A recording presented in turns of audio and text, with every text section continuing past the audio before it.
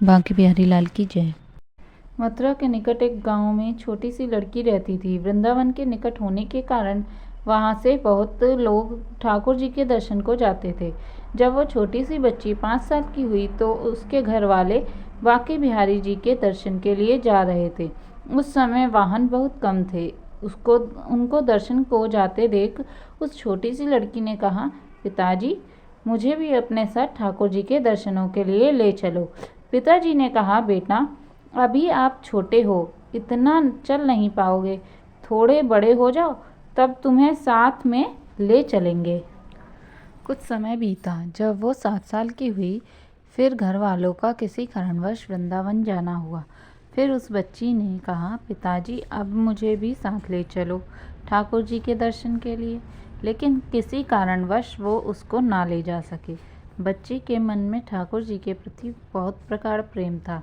वह बस उनका मन से चिंतन करती रहती थी और दुखी भी होती थी कि ठाकुर जी के दर्शनों को न जा सकी। आज तक गांव में उसके सभी सहपाठी प्रभु जी के दर्शन कर चुके थे।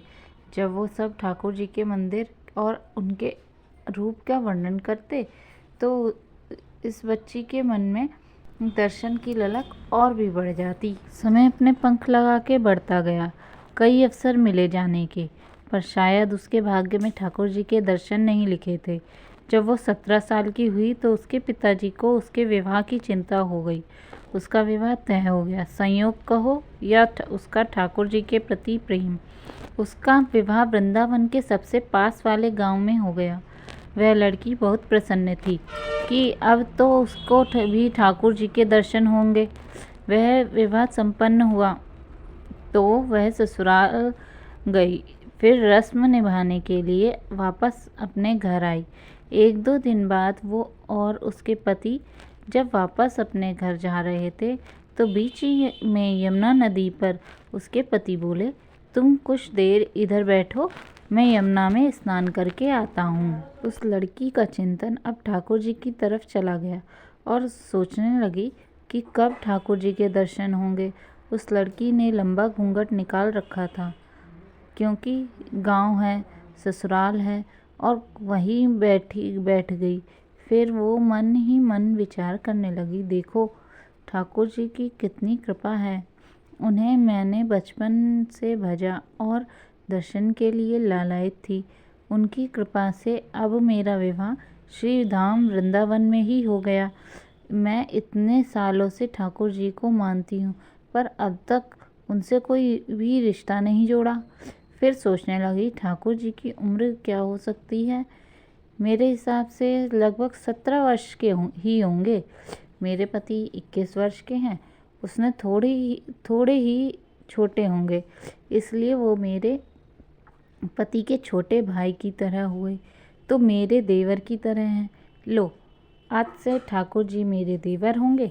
अब तो ठाकुर जी से नया संबंध जोड़कर उसको बहुत प्रसन्नता हुई और मन ही मन में कहने लगी, ठाकुर जी, आज से मैं आपकी भाभी और आप मेरे देवर हो गए। पर वो समय कब आएगा जब आप मुझे भाभी भाभी कहकर पुकारोगे। जब वो किशोरी ये सब सोच ही रही थी, तभी एक किशोरावस्था का सांवला सा लड़का उधर आ गया और कहने लगा, भाभी भाभी। लड़की अचानक अपने भाव से बाहर आ गई और सोचने लगी, वृंदावन में तो मैं नई हूँ, ये भाभी भाभी कहकर कौन बुला रहा है। वो नई थी, इसलिए घूंघट उठा भी नहीं सकती थी कि गांव के किसी बड़े बूढ़े ने देख लिया तो बड़ी बदनामी होगी। जब वह बालक बार बार कहता, पर वह उत्तर नहीं देती। बालक उसके और पास आया और कहा, भाभी, नेक अपना चेहरा तो दिखाई दे। अब वह सोचने लगी, अरे ये बालक तो बहुत जिद कर रहा है। इसलिए उसने और कस के अपना घूंघट पकड़कर बैठ गई कि कहीं घूंघट उठाकर देख न ले।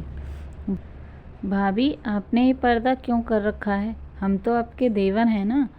उस लड़की ने उसको एक नज़र देखा, फिर कहा, नहीं, हम आपको नहीं जानते, और घूंघट ओढ़ लिया। नहीं, हम आपको जानते हैं, आप उस गांव के हो ना, बस कुछ ही दूर पर हमारा घर है। भाभी, अपना चेहरा तो दिखाओ। जब कह दिया ना हम आपको नहीं जानते, इनको पता चल गया तो बहुत मार पड़ेगी। भाभी आप तो नाराज़ हो रही हो, देखो हम आपके इतने प्यारे देवर हैं, आपसे मिलने के लिए इतनी दूर तक आ गए और आप हो की बात भी नहीं कर रही हो। क्यों, आप हमसे मिलना नहीं चाहते थे क्या? और इतना कहते ही उस लड़के ने घूंघट खींच लिया और चेहरा देखा और भाग गया। थोड़ी देर में उसका पति भी आ गया। उसने अपने पति को सब बात कही। पति बोला, चिंता मत करो, वृंदावन बहुत बड़ा थोड़ी है, कभी भी किसी गली में लड़का मिल गया तो हड्डी पसली एक कर दूंगा, फिर कभी भी ऐसा नहीं कर सकेगा किसी के साथ। तुम्हें जब भी और जहाँ भी दिखे मुझे ज़रूर बताना। फिर दोनों चले गए। कुछ दिन बाद उसकी सासू माँ ने अपने बेटे से कहा, बेटा देख तेरा विवाह हो गया, अब बहू मायके से भी आ गई, पर तुम दोनों ने अभी तक बांके बिहारी के दर्शन नहीं किए। कल तुम जाकर बहू को ठाकुर जी के दर्शन करा कर लाना।